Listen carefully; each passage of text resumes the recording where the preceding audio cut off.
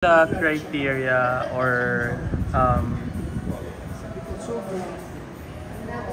what do you call this? The traits of the winners that you're looking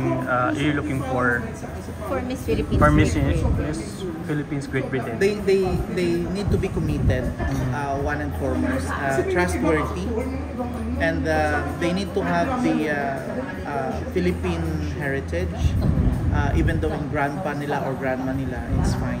And ano pa ba?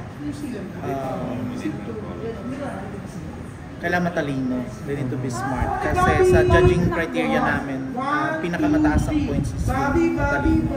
And someone that can be a good example sa lahat. And they need to have still the Filipino traits.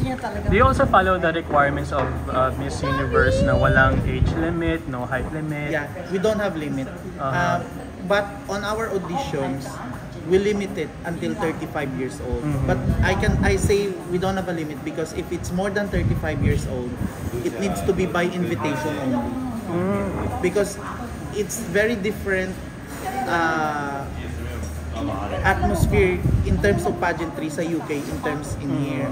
Dito, marami kang makukuhang candidates. In the UK, most mga nanay, they wanted to join pageantry too. So if you don't put that kind of limit na by invitation only, most of your candidates will be nanay. But no offense to them. Okay.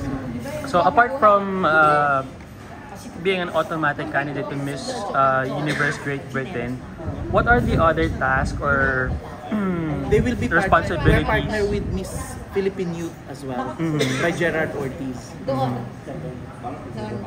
What other? So what other responsibilities will they have?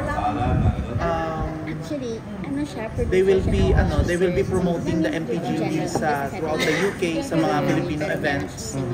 They will also be one of the models for Alrodia, which is my company, and they will be part of the entertainment agency of MPG and modeling. So more on work siya. I see. So modeling work.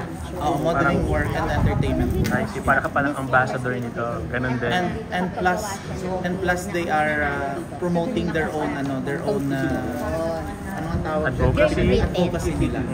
Kasi they have advocacy. Pero dito, pwedeng Mga ilang candidates ang in-anticipate yung mag-join sa No, we already have 9 finalists. 9 Kaya finalists. mo kung inabutan mo. Because it's hard because we need commitment. We have loads of rehearsals, workshops, and most Filipinos in the UK, they have jobs, di ba? Oo nga. It's not unlike here wherein when they focus with pageantry, talagang Parang pageantry. they will leave everything. Yeah. They will focus on the training and the pageant. From 15, it was cut to 9. Okay. 9 na lang. So it will also have the usual swimwear, evening wear, Yeah. question and answer. So the same We had a format. pre-pageant already on September 14. And the coronation is gonna be on November 16. So we did the casual wear, swimwear, talent and sportswear. So sa coronation, there's only gonna be 3 category left, which is national costume, another swimwear, and formal wear, and interview. Last question na lang. How did you get into this kind of business, entertainment, and now in pageants?